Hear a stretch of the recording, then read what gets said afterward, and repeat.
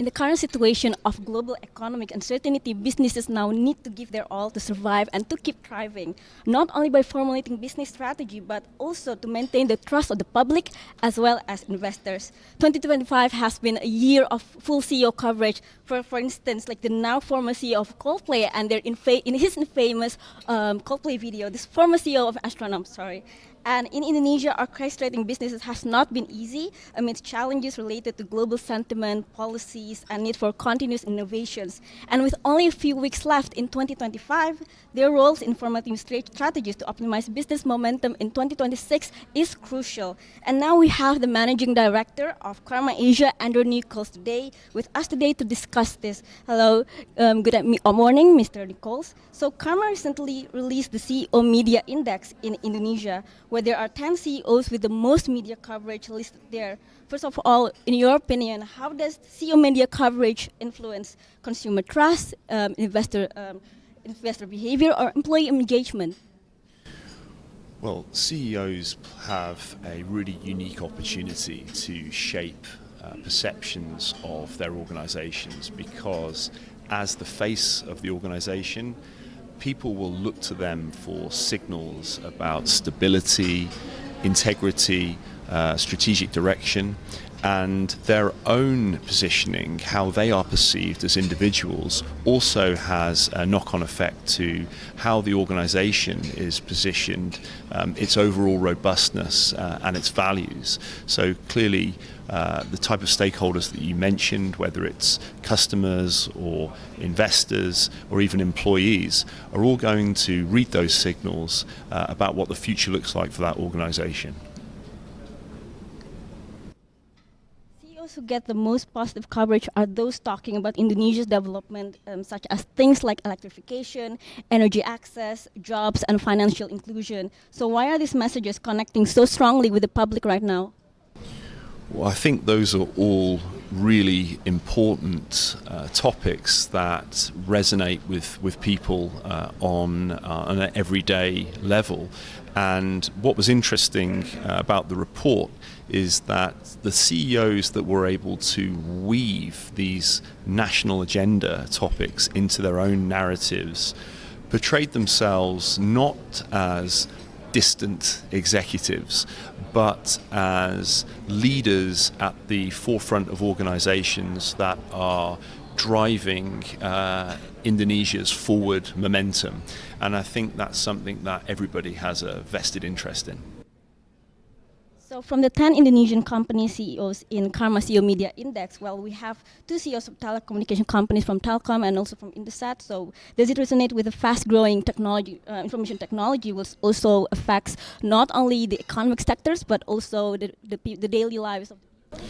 Yeah, I think so. I think the agenda around technology and digital infrastructure clearly has a strong tie to economic development, and by extension the telecoms companies are underpinning everything from education, small business development, people's access to banking and finance. So yeah, I agree. I think these are big national issues, and where they were able to demonstrate their contribution to them, that garnered more attention from the media. I think that's a reflection of public opinion and people's desire to have access to faster, safe digital infrastructure.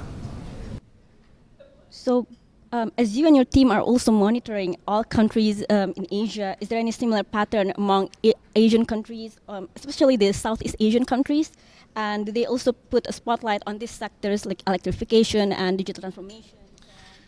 Yeah, so obviously this report looks specifically at CEOs in Indonesia. Our previous report took a similar look at CEOs in the Philippines. And there were some interesting parallels, actually. First of all, the industries that were covered by the media featuring CEOs, the majority of those industries were the same. So energy, banking, telecommunications, as we've discussed. And another interesting parallel is this idea of the CEO as a nation builder. So weaving in that that national agenda story into your narrative about your business objectives clearly resonates with the media. There's a lot of topics that organizations want to focus on, such as sustainability, but some of that messaging tends to get lost unless they're able to align it to things like developing the economy in the country. So those are some of the parallels that we saw, yeah. So talking about positive coverage, does positive sentiment in CEO coverage also correlate with measurable business growth? Yeah, that's not something that we looked at specifically in this particular report, but Karma has over 3,000 clients, and the theme of connecting communications with business outcomes is something that we look at all the time for our clients. And clearly communications alone is not responsible for driving business outcomes, but I think the evidence is very clear that organizations that are able to communicate effectively, CEOs that are able to communicate their company's messaging effectively, are going to create conditions which lead to stronger business performance. People are far more likely to want to work for an organization, to invest in an organization, to partner with an organization that is perceived well. I think that's fairly obvious. And so naturally, strong communication does have a knock-on effect to business outcomes, yeah.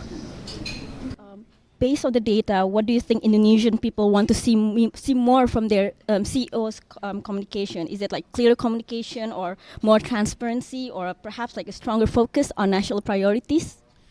I think transparency is always key.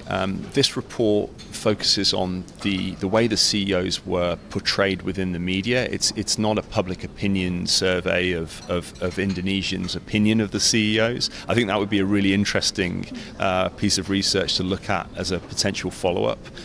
But if the media attention is anything to go by, then I think the topics that are high up on people's mind are financial inclusivity, digital infrastructure, and access to reliable energy.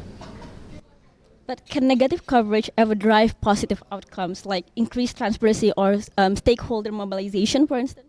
Sorry, say that again? Okay, sorry. Can negative media coverage ever drive positive outcomes? Yeah, well, we have seen a lot of examples of CEOs who have been responding to criticism, and in doing so have taken the opportunity to state the values, the strategic objectives of their organization. And so it is possible to take something which could potentially turn into a negative story and redirect that. Criticism of CEOs, particularly of the size of the organizations covered in our report, is not uncommon. Actually, all of them during the period of study that we conducted faced some form of negative coverage. But the crucial factor is the ones that were able to turn that around, to take that opportunity to, as I say, state what their strategic objectives were, how they were going to deal with those issues, actually drive more positive coverage. So that, I think, is a great example of what we discussed before, people looking to CEOs to shape the perception of organizations. CEOs are now as visible as celebrities, and they're also scrutinized just like politicians. So how do we quantify the impact of their media coverage, not just in reputation, but also in revenue? Well, where does revenue come from at the end of the day? It comes from customers, and I think there's a large body of research that demonstrates that people who have a preference for a particular brand or organisation are more likely to purchase from that organisation. So I think what you're hinting at is CEOs are essentially becoming part of the brand architecture of a company. And so, clearly strong brands that generate awareness, that drive positive perception, are going to ultimately see that reflected in their revenues, and CEOs play a crucial role in helping to achieve that. Last question. So, and for companies watching this, what is the one lesson that from your study on how leaders can be trusted in 2026? Well, I think trust fundamentally is about doing what you say you're going to do and doing that consistently. So delivering on your promises, and when things don't go well, if you do face criticism, just be very transparent about it, apologize where that is necessary, and demonstrate that you have a plan. Thank you, Mr. Andrew Nicholls, the Managing Director of Carma Asia, everyone. Thank you.